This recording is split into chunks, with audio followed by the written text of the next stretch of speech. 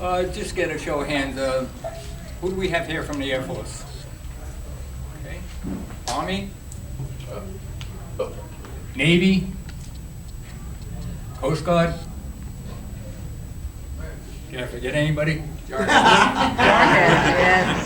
Incoming. Marine Corps, of course.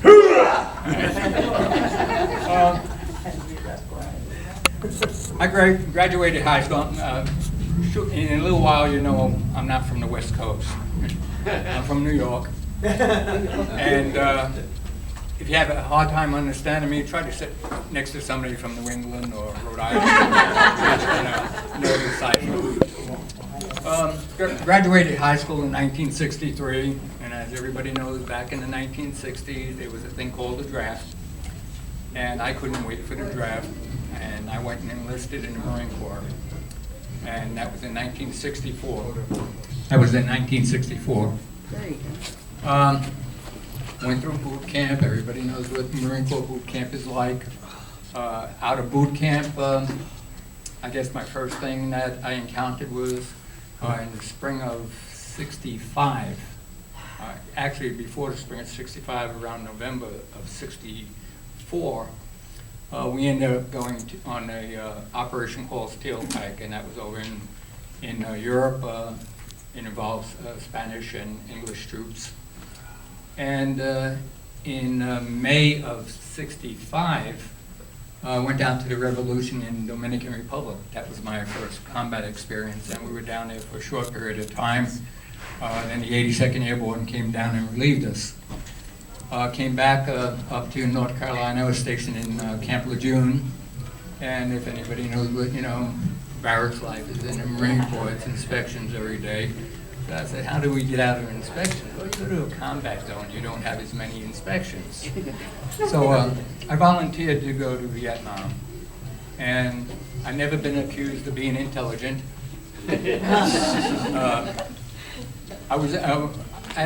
My MOS was 2531, which is communications. Oh, great, you know, I don't have to walk or nothing like that. So once I got to Vietnam, they put a radio on my back and made me walk, you know, in Vietnam. And I started off with a small radio for, you know, communicating with infantry. And then later, I got a larger radio put on my back, and I was communicating with aircraft and naval gunfire. Try to keep some notes here so I don't get too far off track.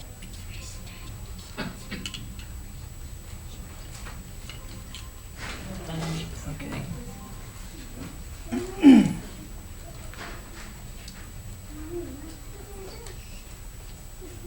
The first place I went, well, again, before I got to Vietnam, we landed in Okinawa, and actually went to Vietnam on November 11th.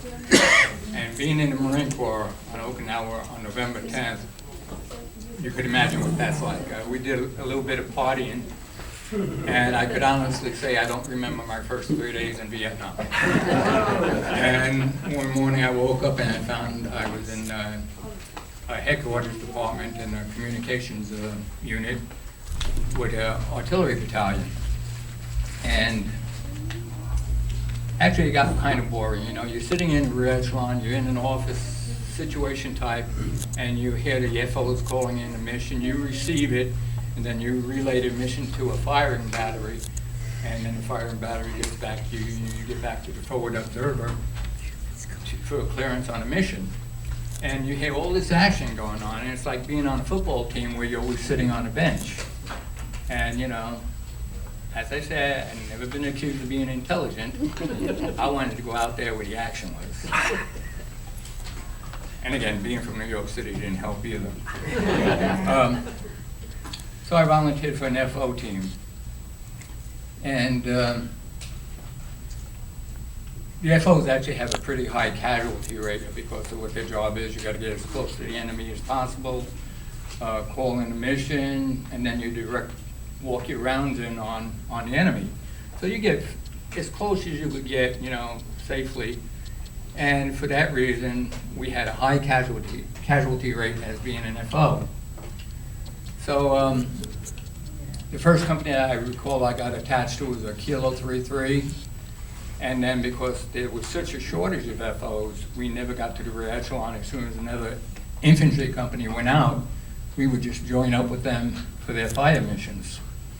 And the next company I got connected with was Charlie Company, 1st Battalion, 9th Marines. Later on got labeled the Walking Dead. But before they got that label, I actually got myself captured.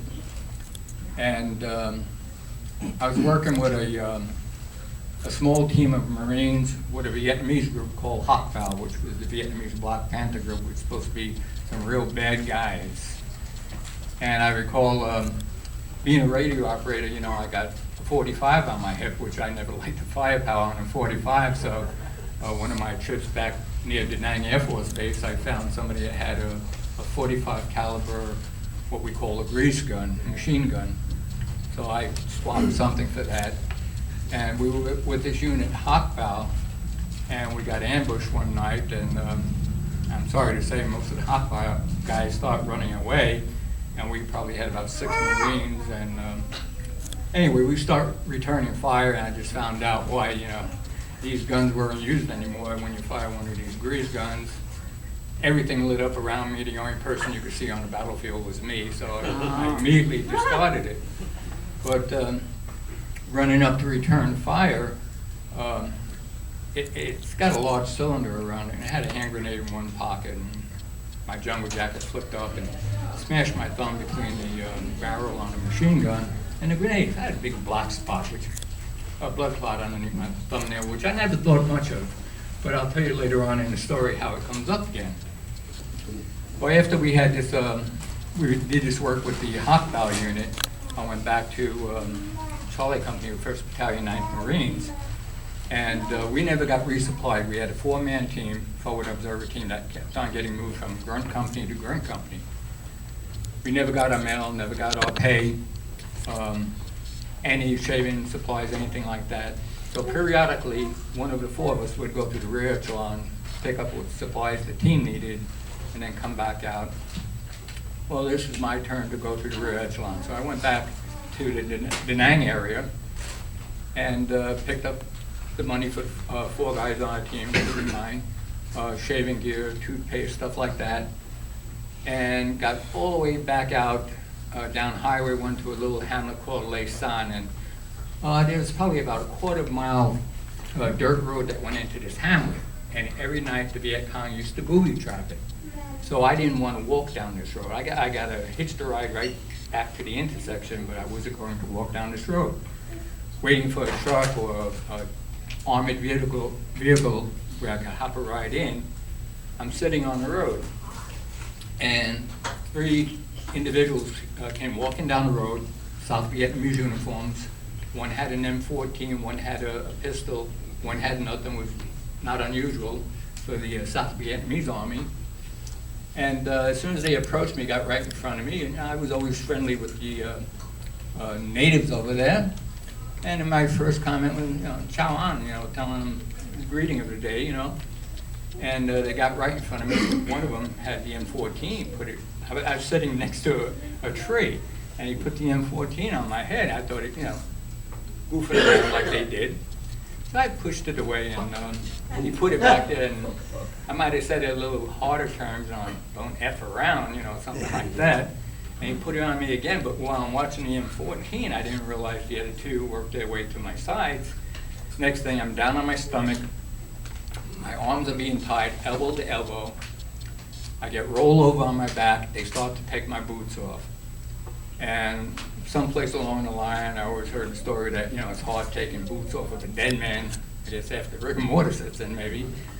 And I said, oh no. I said, as soon as they get the boots off me, they're going to shoot me. So, you know, at that moment, you know, my short life of, you know, I think it was 19, 20 years old at the time, just flashed before me. You know, I've seen everything I've ever done in my life.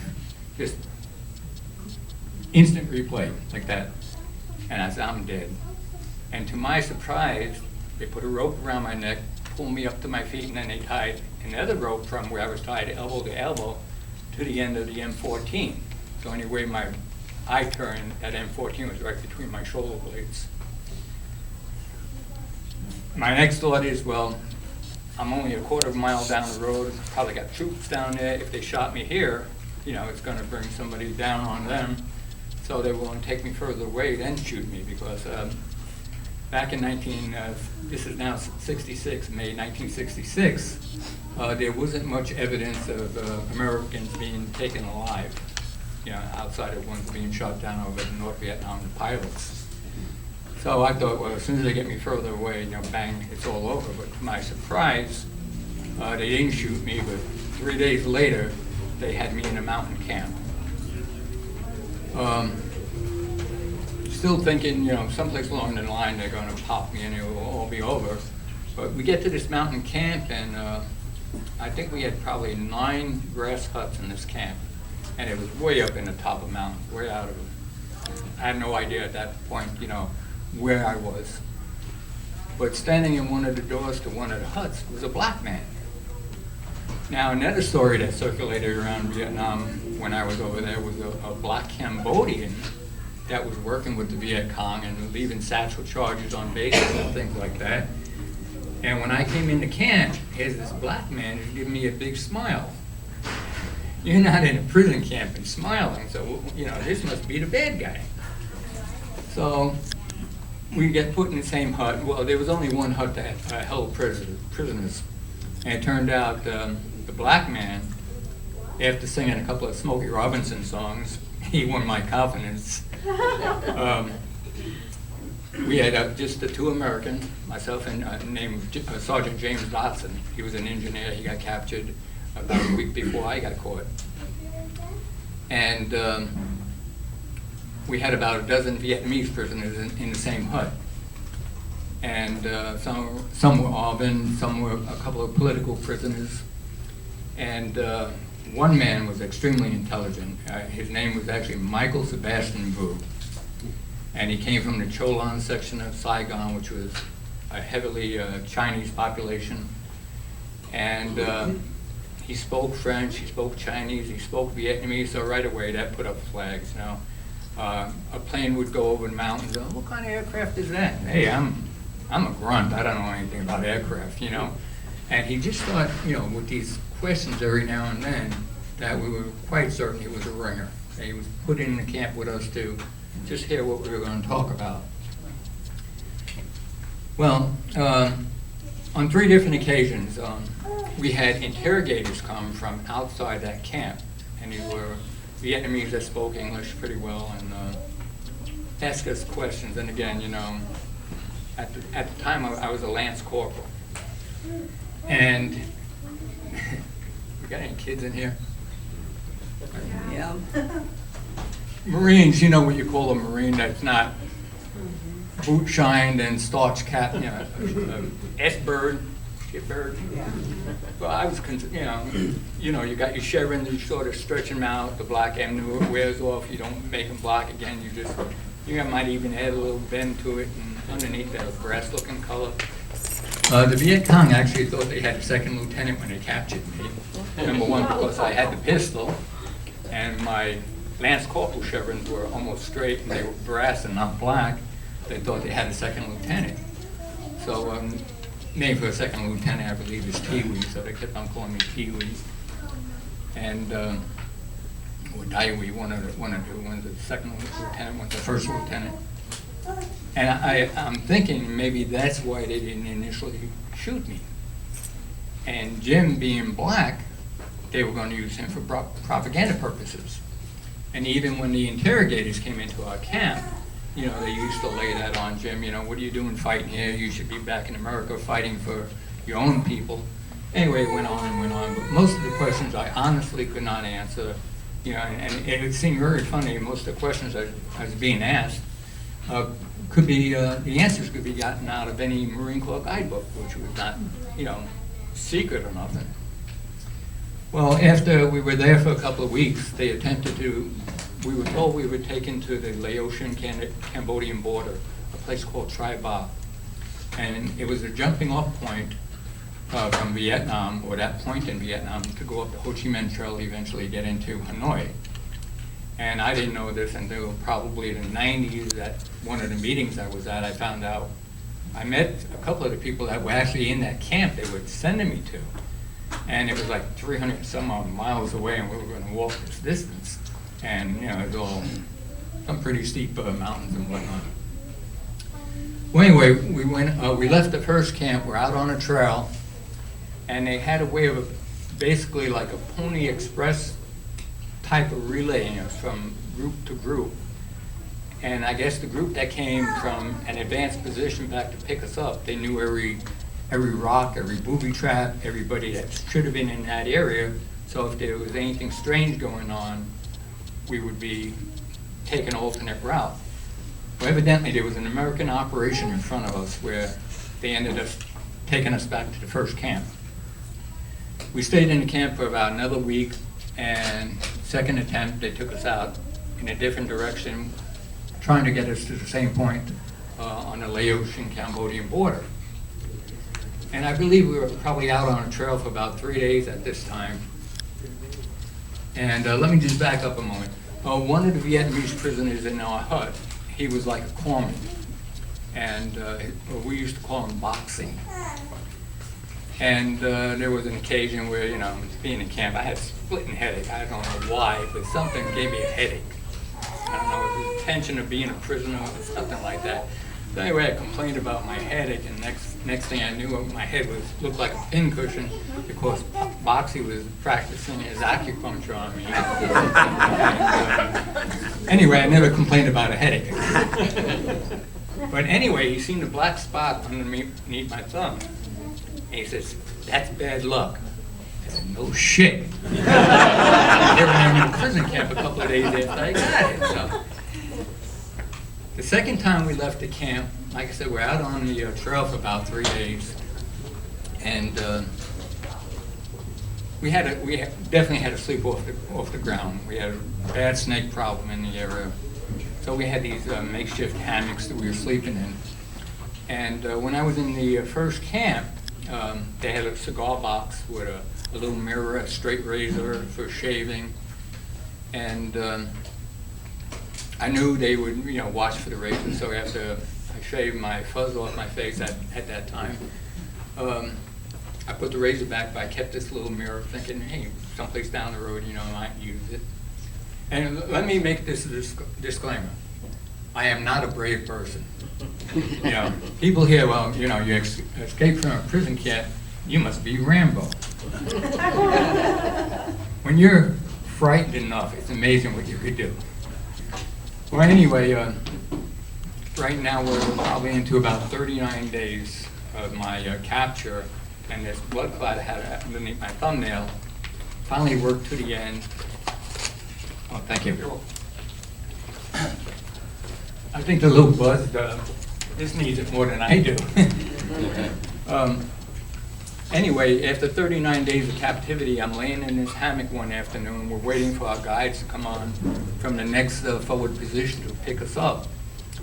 And I'm laying in the hammock, and I had a straight pin. Again, these black pajamas I was in, they took my uniform, took my boots, had car tire sandals on. And I got the last of the blood from underneath my fingernail. And I said, my luck's going to change. And also, I'm not a very religious person, especially at that time, especially being on Okinawa, some of the places Marines go. You sort of lose religion someplace. But I basically asked the man upstairs, you know, I said, I was down to 98 pounds. And that's what the medics told me when I got back to American Lines. And again, being from New York, one of my favorite movies is My Cousin Vinny. Yeah. And if you remember, you know, Vinny's girlfriend, she plays pool against a couple of guys, and she beats them, and they stiff her over the money that she was supposed to win. So Joe goes up to her, Joe Pesci goes back there, Vinny goes back and says, you know, you got option A and option B. You're going to pay her, I'm going to kick your tail. He said something else, but anyway, you know, I had option A or option B. I had to do something or I was going to die. By this time, the left side of my face was basically rotten off. From malnutrition and the kind of sandals I wore, all my toenails fell off. I had holes in both sides of my ankles from being tied up so much.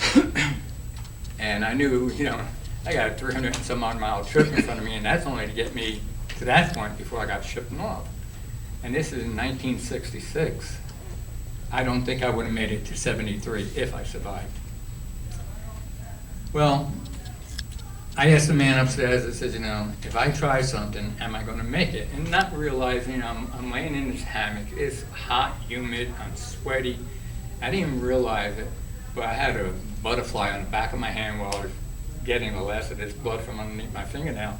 And this butterfly, I don't know, licking salt or whatever it was off my hand, flew away. And I had this thing, well, if I'm going to make it, give me a sign, bring the butterfly back. The butterfly came back on the back of my hand, little left circle, right circle, and flew away. So anyway, my friend Jim is a couple of trees away from me in his hammock, and time for dinner, we had grasshoppers and peanuts and rice. And I told Jim, I'm leaving tonight. He said, how are you going to do it? I don't know. At this time we had, I believe it was about 17 Viet Cong guards with us. Because there was 2 of us. If we had one more Marine, they'd probably have to have, 30 or 40. Really, this is what they thought. As they took us through a lot of villages that were, Viet Cong sympathizers, we were really tied up pretty bad. One village, the villagers actually took us away from the Viet Cong guards, took us to the center of the village. They had a watering pit for the buffalo and whatnot. And they had this pedestal with these big O-rings where they used to, I guess, hook up their buffalo when they were watering them. They brought us there, tied us up, to these pedestals. I was on one side, Jim was on the other. And then they broke out a Browning automatic rifle, a machine gun. And they were going to execute us. So the head of the Viet Cong guards that were moving us, he caught the chief of this village. He took him into a hut. Probably made him an offer he couldn't refuse. That, we got to get these guys someplace. So anyway, they took us into a hut. And that night, the Viet Cong snuck us out of the village because the villagers were going to kill us. So I told Jim, I said, I don't know how I'm going to do it, but I got to get out of here. And one of my favorite songs was by The Animals, but we got to get out of this place. And a funny story too. When we were back in the first camp, the Viet Cong in that camp were really trying to brainwash us and tell us how friendly they were and what they're doing right. And the head of our camp actually fought the French. He had a classic looking, if you want to draw or paint a picture of a guerrilla fighter, you're going to put a patch over. This guy had a patch over one eye that he lost to the French. But overall, outside of the interrogators, we got kicked around. I was always asked if I was tortured. And again, being from New York, I got my tail kicked before, just in street fights. So, getting kicked and punched, I don't call that torture. My dad did worse than that. Old school. Sorry, Dad. We sit down to dinner. We're sitting on the ground. Jim's on my left. I'm here. I got 3 Viet Cong guards across from me. And the other guards that we had was just left our position where they could talk and eat without us hearing. The 3 guards we had, I had a tree right off to my right. 3 guards put their rifles up against that tree, and I think there was 2 M1s and an M2 carbine. This isn't the big M1 rifle that we used. It was a small 30 caliber carbine. And in all the time, the 39 days that we've been with the Viet Cong in the prison camp, we might have had access to a gun, but we always knew there was 3 or 4 other people with guns on us, so we just ignored it. So they felt pretty confident we were going along with the program. Well, all I did is I looked at Jim, I said, Jim, and I just looked at the guns, and he just went like that. But then we had to make the decision when, because we were certain that if we screwed this up, we were either going to be immediately dead, which I didn't like the idea of that, or we're going to be shackled all the time where we're never going to get an opportunity. So it was going to be a one-shot deal, make it or not. And it seemed like an eternity going, Jim, you ready? Yeah, well, you ready? You ready? You know, and it just kept, and then finally, right behind where the 3 Viet Cong was sitting watching us, there was a little brook that went through the mountains. And we were eating out of canteen cups, and we were expected to wash our own canteen cup out. So anyway, we just both got up from the sitting position and just sort of fade left, and we jumped 2 of the rifles propped up against a tree. Not knowing if there was anything in the chamber, chambered around. They said something, we could have dropped them right on the spot. And for some reason, something told us, don't shoot. Because I think we had another 15 or 16 of them just down the trail, would have been up there immediately. And they had automatic weapons, they had AKs, one guy had a rocket launcher, you know. It was going to be a real short firefight. And they ran. There was a couple of packs laying on the ground. I went in the pack. We both found our green uniforms. I found my boots. Jim, they didn't have his boots. I don't know what happened to him.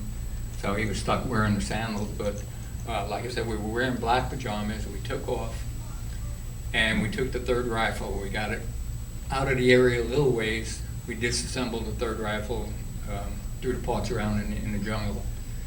And we kept going, but it's already evening time. And when you're in the jungle at nighttime, because of the overhead canopy, it is black, it is dark.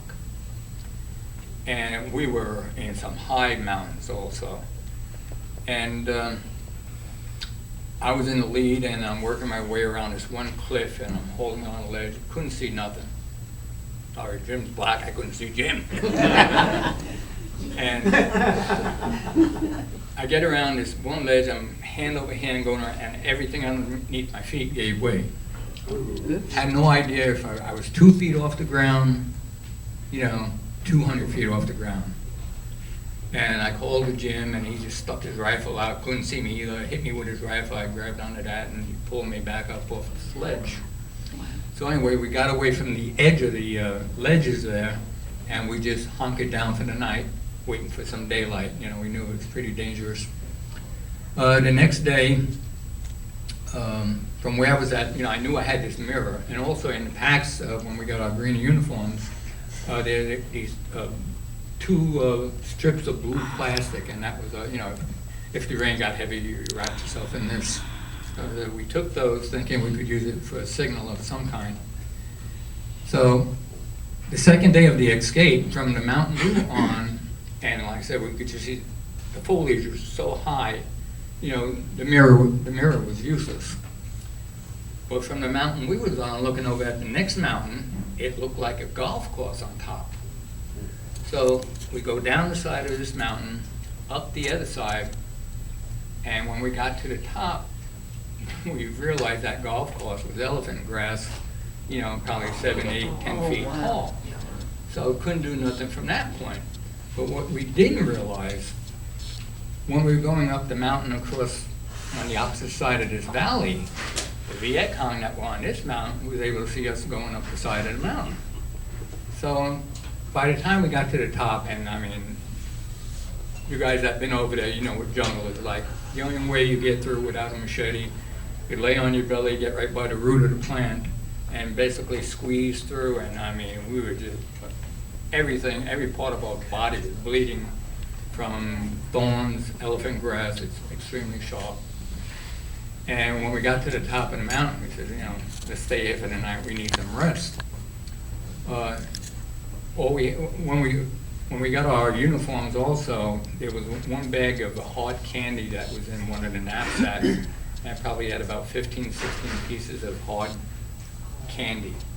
So we had to ration that. So it was like 2 pieces candy, some grass. And we were drinking water that looked stronger than coffee, you know.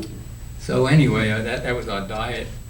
But anyway, we're lying side by side in this elephant grass. And next thing we hear is Vietnamese speaking. And they're online, and we could tell they were sweeping over the top of this hill. They probably passed 5 feet of one side of me, 5 feet of one side of Jim, and they swept over this hill, and I'm surprised they didn't hear our heart. I mean, it sounded like drums beating to me. But we just, if there was a firefight at that time, it was going to be another short firefight, you know, like I said. Between the two rifles, I think we had 15 rounds of ammunition. And anyway, we just held tight. The next morning, headed down that mountain. We got to a river. And being a forward observer, I always had maps in front of me. So I had a good lay of the land. And from one of the mountains, way in one direction, we seen the glare of lights. And, you know, it's probably 50 miles away, but still, you know, some of the larger cities like Fubai and Wei and Da Nang give off a lot of lights. They had a lot of electric. So anyway, we had a general idea of the direction we were going, northeast. And we're following this riverbed. And again, by this, before we even got to the riverbed, we turned a sharp curve on, we're actually following a trail in the mountains. Take the sharp curve on the trail, and there was a Viet Cong camp there, unoccupied. We could tell from the way the buildings were. You know, this wasn't your normal hamlet up in the mountains like this. This was a Viet Cong camp, but there was nobody in there. Went through that, got down to the river, and we're walking along the riverbank, and the first thing that came upon us is one of these wild boars that they have in Vietnam. And we only got these little 30 caliber carbines, and you know, we didn't want to start firing away at it because, you know, again, it would have brought the Viet Cong right down on us. And also, if, you know, with these boars, if you don't get a good kill shot, you know, we're going to get hurt. So anyway, we were just looking, staring him down, and he finally turned around and went the other way. So we keep on walking along this riverbank, and next thing we thought we heard a B-52 strike going on, and the ground starts shaking and whatnot, and it's just about dusk now. And all of a sudden we got this cloud of dust coming towards us, and there's a herd of water buffalo. And they're stampeding, and we're between them and the river, so we turn around, we jump in the river, and the water was fairly low. So we start running across the river, but all of a sudden we find this going on. And again, I know a lot of guys that lost their life going across rivers and anthrax because they're actually quicksand type deposits underneath the water. So, you know, we know we're getting sucked down, and we roll over on our bellies and we end up swimming in like 2 feet of water. Wow. So we get to the other side, and, you know, I feel like you're on one of these deserted islands where you crawl up on the shore and it's like, anyway, on this side of the river, we see a hill and it's rocky. And that's where we want to go. We figure from up there, we could signal somebody. We get up to the top of this hill, and we had 2 aircraft go over us. And later on, I found out they were C-127s, which is able to land on short airstrips. Like I said, fly stuff I don't know anything about. But we didn't know where they were going, but we seen the direction, we seen they were going low, and assumed they were landing someplace. So anyway, we tried to signal these 2 aircraft that went over at, you know, different periods of time, probably an hour or 2 apart. And once again, you know, somebody caught the mirror, and here they come up one side of this mountain. So the terrain has suddenly changed. We come from this high jungle, mountainous area, and as we got closer to the coast, you get into more the rice paddies and stuff like that. So we see all these people working out in the rice paddy. It's like, you know, we go down there, you know, that ain't good, but here's the guys coming up the other side of the mountain. That's worse. So, and we're on our 4th day now. And it was one of these things, well, let's do the old John Wayne, you know, let's got down in the rice paddies. First we saw, it seemed like for 3 or 4 hours we were just crawling through rice paddies. Acres and acres of rice paddies, and we're on our belly. And finally it got to the point where let's do it. We stood up.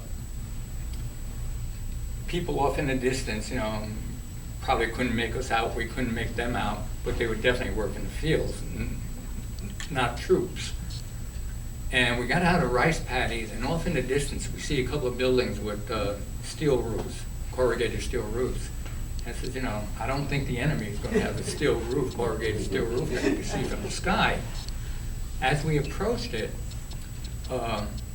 each corner of this camp, we see these towers with, you know, machine guns and whatnot, barbed wire. It's a fortified position. It's out in the open, so they gotta be friendlies. So, at the time, like, you know, 5'5", 5'6" at the time, you know, 90 some odd pounds. My boots aren't bloused, you know, I probably dark enough where I probably could pass with Vietnamese. Jim was probably 6'2".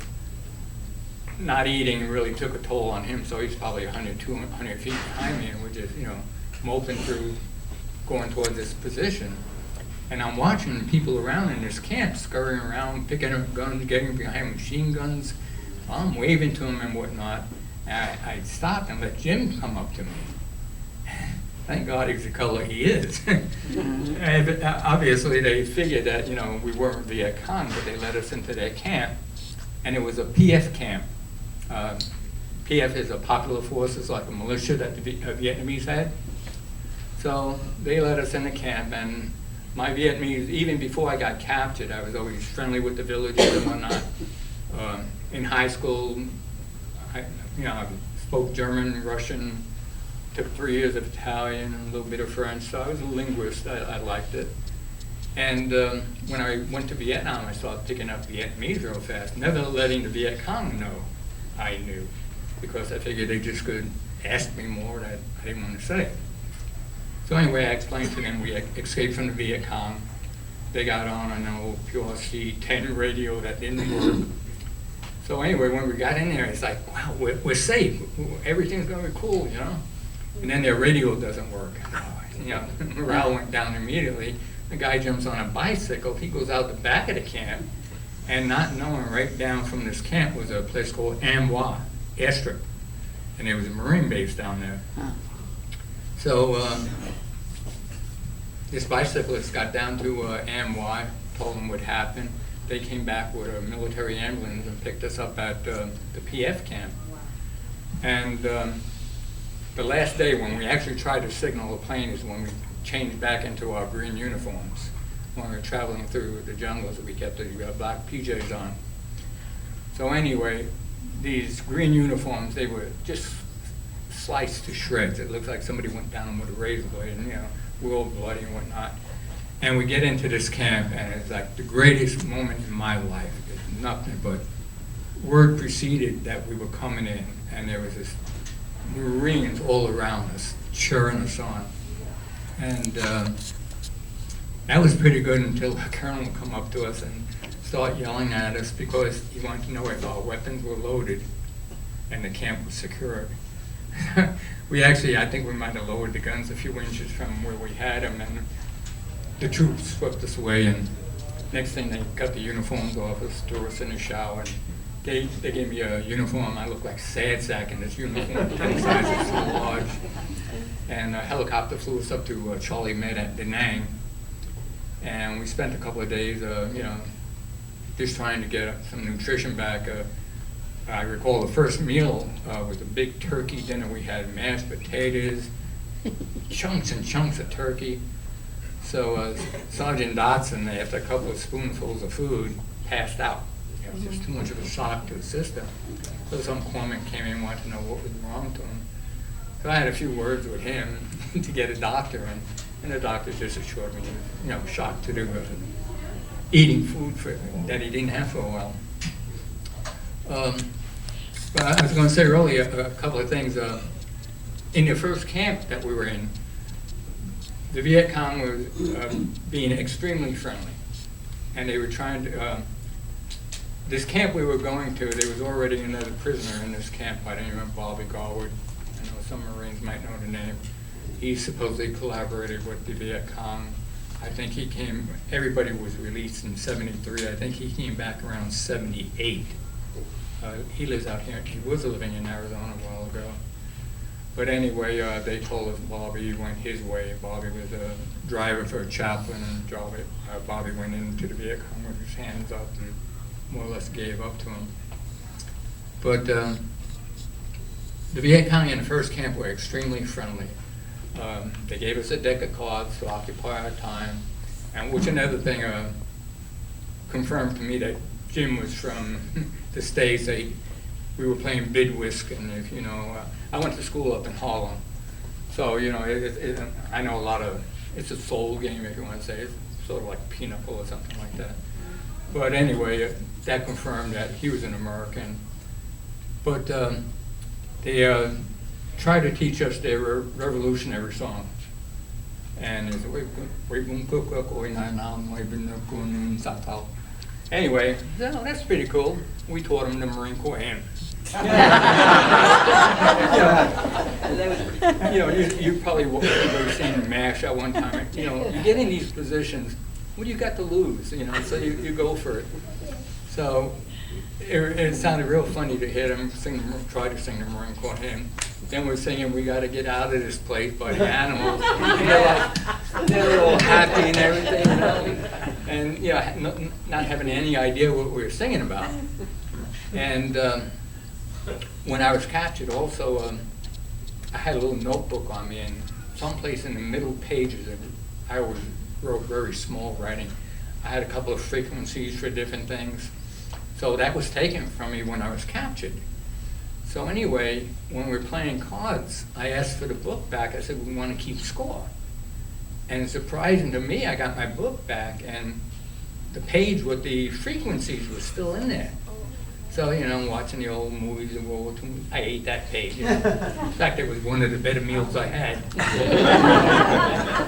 Actually, in camp, like I said, I had a lot of money on me because I just picked, well, at the time it was a lot of money, but I picked up the pay for a 4-man team. So anyway, they took all my money away, and one day they bought us a chicken for $30. And they showed me on a piece of paper that, you know, here's how much money they took from me, and they subtracted $30 for the chicken. Okay. They gave us a toothbrush, some toothpaste, and this block of brown sugar for energy. And we kept this in a little bag out of all prisoners, we all slept in this one hut, and basically there was 2 beds, one against each side of the hut, with an aisle going down the middle. And the beds probably, you know, bamboo beds were about that high off the floor. Like I said, we had a bad snake problem in the mountains. And one of the meals we did have is we caught one of the snakes and we ate that. And we used to get, you know, out of all that $30 chicken, they cut the beak off, cut the feet off, plucked it. But everything else that was in the chicken stayed in the chicken. And they just went down the chicken with a machete, and just, it looked like chopped meat when it was all done. And we get like a tablespoon or 2, you know, in our rice that night, you know, just trying to support our health. We had such a bad case of dysentery. I mean, you know, it was like 1, 2, 3, you know, you eating out the back door of the hut, and it had a couple holes in the ground where, you know, didn't have to flush. But, they were being extremely friendly. In fact, the second time we were leaving the camp, the chief of the camp, the guy with the patch over his eye, actually told me, he says, "Unfortunately, we had to meet like this." And, you know, it told me he believed in what he was doing, just like we believed in what we were doing over there. So, you know, I could honestly say there was no hatred between us. And anyway, after we got back to Da Nang and out of Charlie Med, we got debriefed, and that's through the intelligence agencies. And would you see, you know, where were you? And we had a pretty good idea, and we actually went up in a chopper with some intel people and flew over where we suspected our camp was. And after we got done with the briefing, they asked us if we would mind, you know, talking to the press. You know, this was a big thing. This is 1966. I believe we were some of the earliest Marines to escape, earliest personnel to escape. And I mean, the news media was terrible. I mean, between Time magazine, Newsweek magazine, the individual reporters, and all this they took us to Da Nang Press Center. You'd think you were in Honolulu. I mean, here's all this death and destruction in Vietnam, and here's this resort right in Da Nang with, you know, fountains and swimming pools and good alcohol and whatnot. You know, all the American reporters and political people there, and they were really tough. And if with all the drinking we were doing, in the condition we were in, we probably got pretty loose. And I think it was either Newsweek or Time. We told them go someplace, and we never seen a good story from them. But anyway, that was that. Jim's time in the Marine Corps, by the time we got back to American troops, was actually up. And I believe I had about 5 months left on my tour of duty in Vietnam. I'll go back there once again. I had choice of duty stations, but as I said, nobody ever accused me of being intelligent. I said, I want to finish my tour of duty out. That time I got my brothers out there. I don't want them doing my job. I'll do my job. But they wanted me to feel safe. They wanted me to be safe, so they put me in General Walt's bunker up by, I think it was Hill 327. And you could drop tons of bombs on that. His office was so deep in the ground. But I had a lot of fun. My name's Walter, and I go by Walt. So I used to answer the phone, Walt here. I used to like to hear everybody jump, sir, But I wanted to stay in Vietnam, and the same thing. I was in General Walt's bunker for a while, just taking messages over the radio and whatnot. Bored to hell, and I volunteered to go back out again, and I started running what they call Rough Rider convoys, and they were anybody landing in Da Nang area going north. Khe Sanh, Phu Bai way up there. I'd be the air and naval gunfire support, so I had a radio feed me. And you get these infantry troops right out of the States, and I recall one lieutenant coming up to me. First of all, he wanted to know where my rifle was. And someplace underneath the case of beer and the case of cigarettes. Where's your helmet? Where's your flak jacket? I said, nobody wears flak jackets around here. You take a bullet, you take a little fiberglass with it too, So I couldn't find none of that stuff. I think I found my helmet. And I recall we're going up to Way or Phu Bai, something up through the Dang Ha Pass there. And he's concerned that we don't have any air support. And my radio chief's got a pretty tall antenna on it. And this lieutenant kept on, I don't see no planes up there. I don't see no planes up there. So I told the pilots, pilots are cool. They're crazy too. And I told them what this lieutenant was griping about. So they came down the roadway and they showed that there was planes up there, and they just about knocked my antenna off.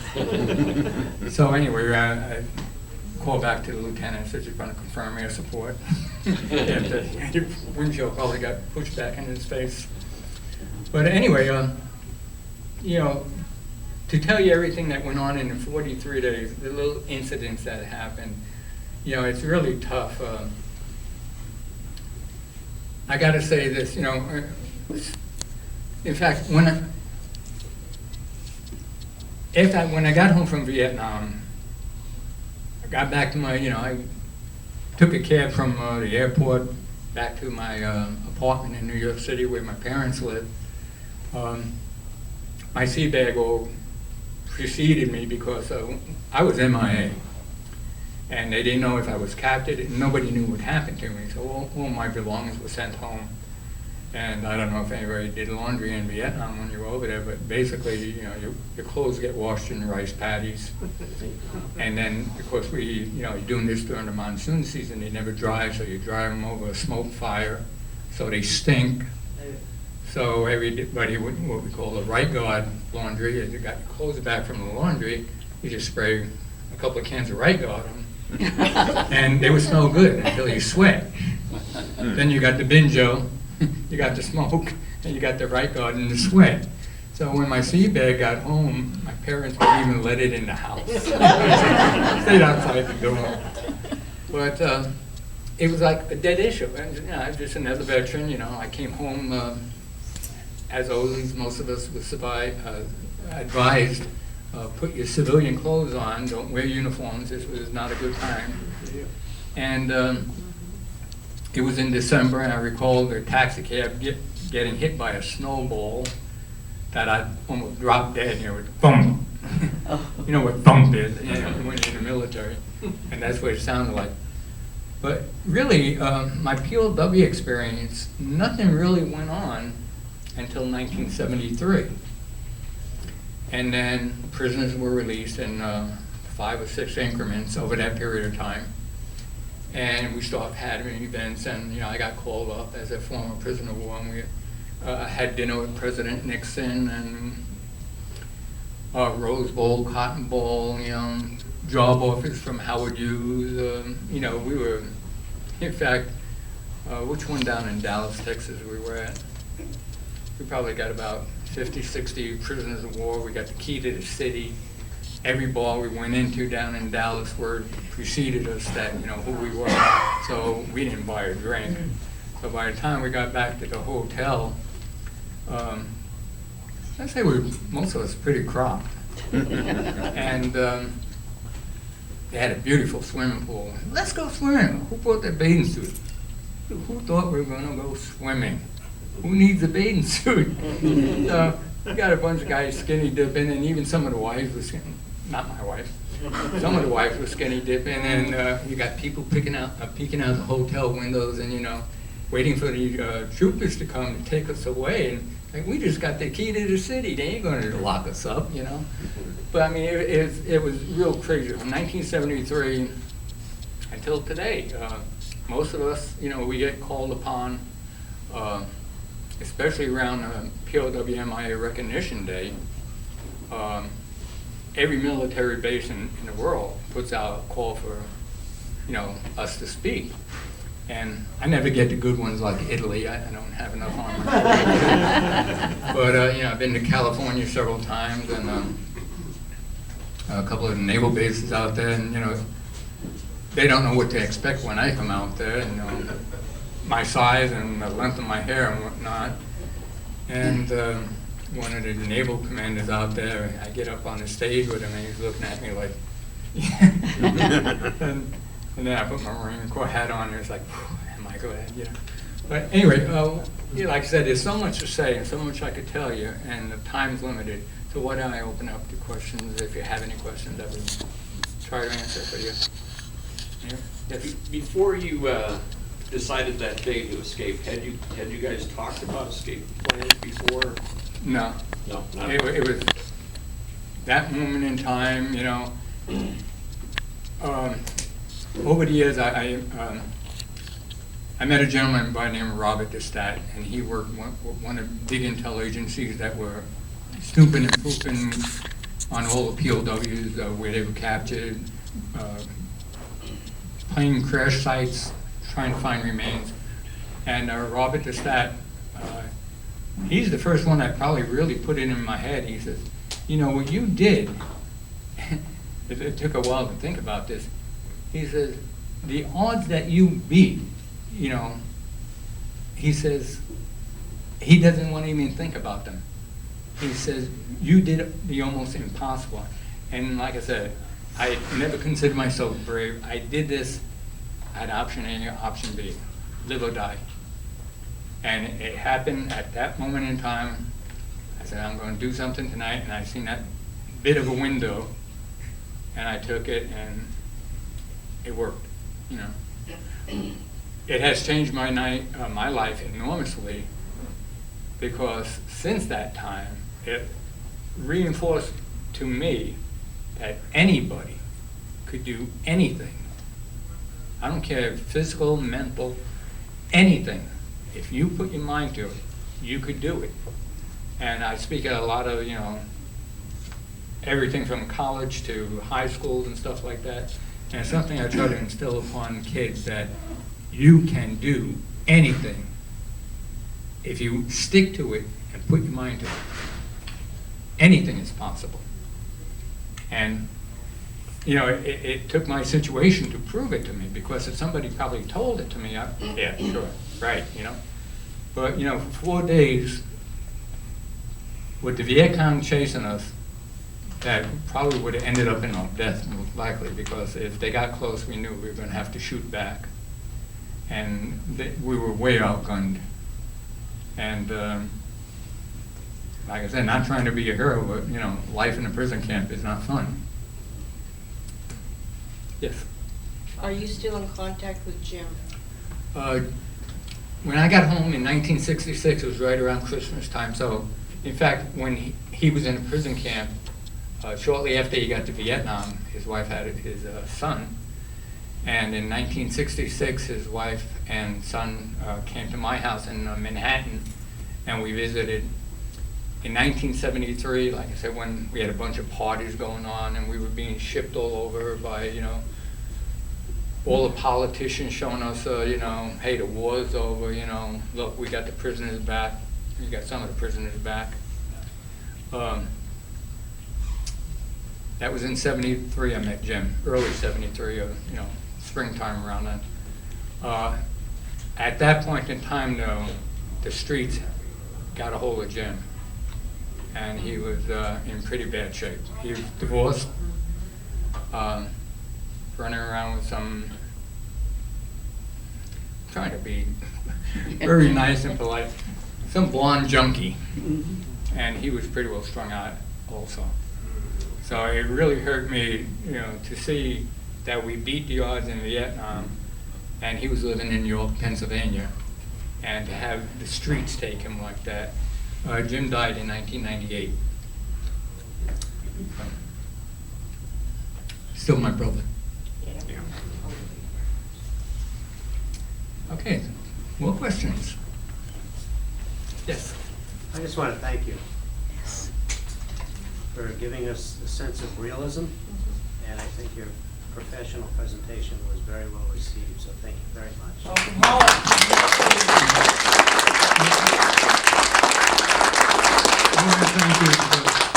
In fact, it was just about 2 years ago, I think it might have been on Veterans Day.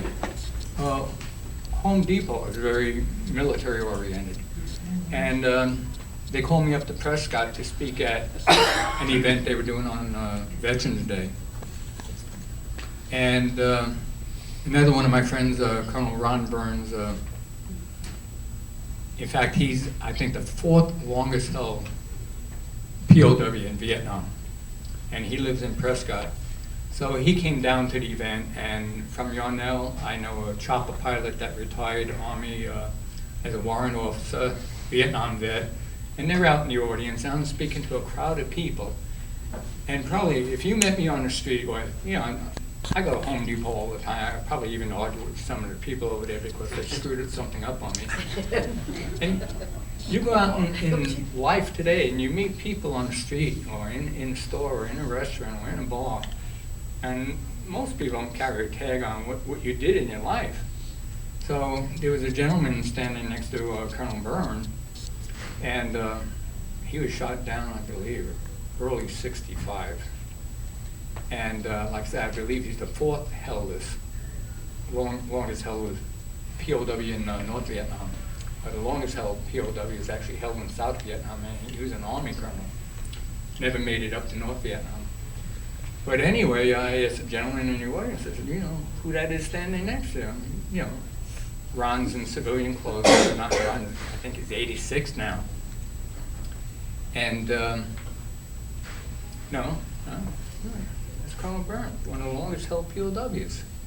And, there's Chuck Tidy, he's a chopper pilot in Vietnam, And you got these people around you all the time. If you meet any veteran in this room on the street, unless you personally know him, you're not going to know what he did.